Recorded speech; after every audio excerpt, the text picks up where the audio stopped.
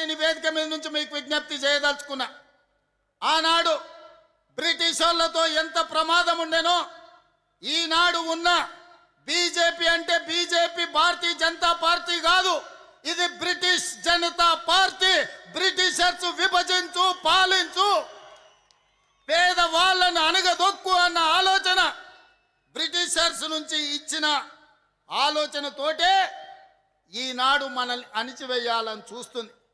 ఇవాళ పేదల కోసం, రైతు కూలీల కోసం, భూమి లేని నిరుపేదల కోసం యూపీఏ ప్రభుత్వంలో ఆనాడు కమ్యూనిస్టు కాంగ్రెస్ పార్టీ కలిసి జాతీయ ఉపాధి హామీ పథకాన్ని తీసుకొస్తే ఈనాడు ఆ జాతీయ ఉపాధి హామీ పథకాన్ని రద్దు చేసింది.